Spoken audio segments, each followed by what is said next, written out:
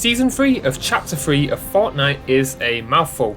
It was released on June 5th, 2022 and promises some chill summer fun after the chaos of Season 2.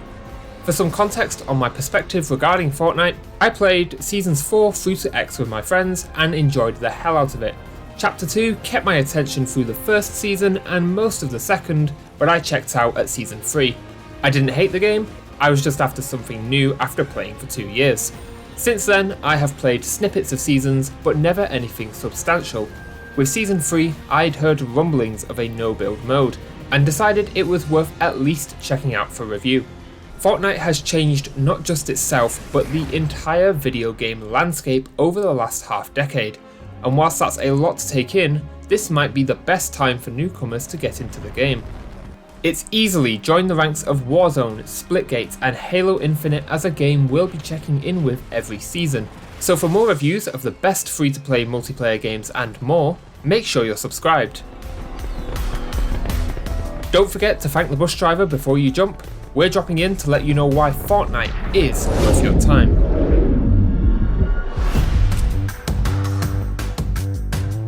Gameplay is seriously great, and there's so much variety here. To keep this video from being an hour long, we'll be keeping everything short and sweet. Let's begin with the gameplay feel. It is sublime. Characters move with such energy and flow, and just running about is joyous. You can sprint, super sprint, swim, slide, jump, build, shoot, and it all feels responsive. Mantling is nice and lenient and allows you to scale high ledges without building. Gunfights have a great energy as players are free to move about whilst still being able to fight. Sometimes my movement will be a little uncontrollable and clunky, but I can chalk that up to being a skill issue. Shooting feels and sounds great. There's a nice variety of weapons to use, but the loot pool is concise enough that I learnt what was useful within a few games. Personal favourites are the SMG and DMR. I've never been a massive fan of the bloom in Fortnite, but it seems far more forgiving now compared to the past, and it never cost me a game. The other half of Fortnite, building, is still as snappy and responsive as ever. Muscle memory from years ago resurfaced and I could get the hang of everything again rather quickly. I'm still terrible at the building, but it controls well and adds a great variety and skill to both traversal and gunfights. This is what sets Fortnite apart, and for good reason. In contrast, the no build mode has brought me back to the game in a big way. Fortnite's mechanics work fantastically even without the building, and everything works together to form what is currently my favourite Battle Royale experience. In solos, the action can dry up in the middle of the match, but group modes always had interesting fights frequently enough. The game does have bot enemies, and it is usually really easy to tell when you fight one, but they don't detract from the game and allow new players to ease themselves in rather than getting demolished. Looting can feel a bit clunky, but it is always easy to find something at least useful, and killing players is rewarding as it usually allows you to grab some better gear. I hate having to gather materials in the build mode. It slows the beginning of the game to a crawl after the initial chaos.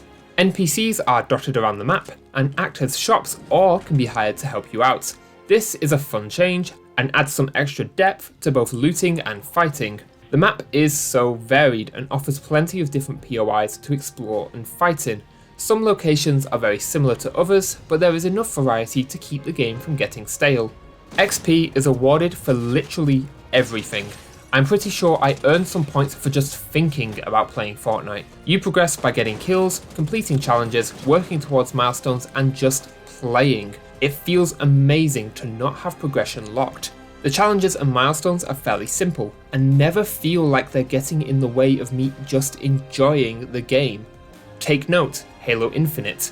Leveling up does feel pretty slow, but that's a commitment issue to talk about later. In the same vein, the Battle Pass is full of cool rewards, and I like the system in place for unlocks, where you earn stars and can choose the rewards you want. There are also some extra grindy styles for those seeking a challenge after getting everything in the main pass. Finally, we have all the game modes on offer. You have solo, duos, trios and quad variants of both the build and no build Battle Royale. There's also an arena mode for the more competitive. Imposters is a great Among Us alternative and is very loud, but very fun. Creative custom modes provide endless variety and earn you XP on top. Save the World looks like a solid PvE mode, but that's a review for another day.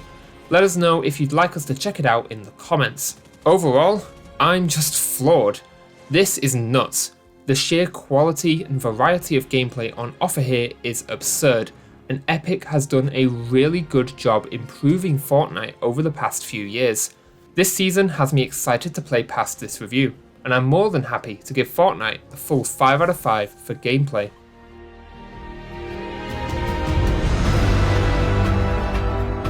Fortnite doesn't just play great, it looks fantastic too.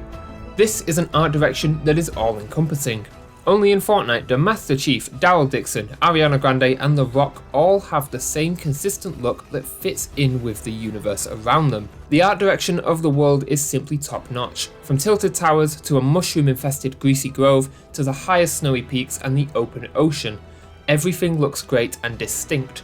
There is enough detail to add character to environments without getting in the way of gameplay. Everything reacts to being shot, and the destruction looks simple but is effective. Cosmetics have plenty of detail, and there is a great range of simple to complex skins. There is something here to suit everybody's style. Some skins have a cel-shaded graphic style, and a few come in different sizes and shapes. Some skins blend into the environment better than others, but I'm never getting shot by invisible enemies like in Warzone. Everything comes together to form a cohesive art style that just looks fantastic. Everything feels in place in the Fortnite world, and Epic have created a style that allows them complete creative freedom. Art direction this versatile more than deserves the full 5 out of 5.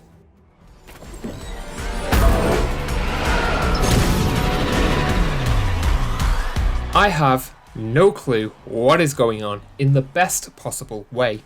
The narrative in Fortnite is batshit insane to say the least. Everything, everywhere, all at once is an understatement.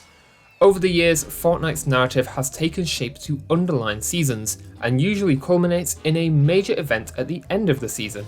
These events have reached a major scope and are always a slam dunk. At this point, the narrative has taken almost centre stage, and provides great bookends to seasons. Things are a little crazy, but I'm engaged to see what happens next. And a story that can evolve over 5 years and still find ways to entertain is something special, especially compared to other multiplayer narrative offerings. Fortnite's narrative offering is only something Fortnite can pull off, and for that reason, it gets a 5 out of 5.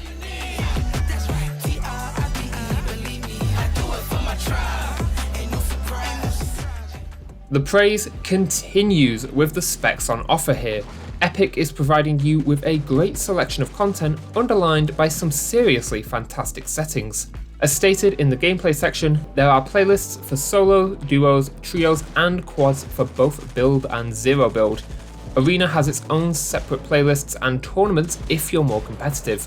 Imposters and Team Rumble are certified game modes to have some more casual fun in, and Creative adds infinite creativity while still rewarding you for your playtime. The settings on offer here are insane. Video has brightness and user interface contrast sliders. There are 4 colorblind modes and you can set their strength. Safe zone can be set, and there are toggles for motion blur and show FPS. Game settings allow you to choose your matchmaking region, and there are major language options. Sprint, auto open doors and mantle activation have toggles. Hold to swap pickup, targeting, mark danger when targeting, auto weapon pickup and auto sort consumables have toggle options. Inventory preferences can be fully configured. This is a fantastic quality of life setting that further streamlines the looting process and allows the player to learn muscle memory to improve their skill. Great stuff. Reset building choose, pre-edit option, turbo building and confirm edit on release all have toggles. There is an additional toggle for contextual tutorial tips. View can be inverted on both the ground and in the air. Creative mode turbo delete and tap to interact have toggles, and you can choose to report your performance stats.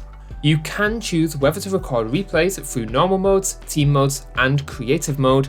You can also set a recording indicator. Finally, there are color configuration screens to get a good look at everything. HUD can be scaled and has toggles for almost anything you want or don't want to see.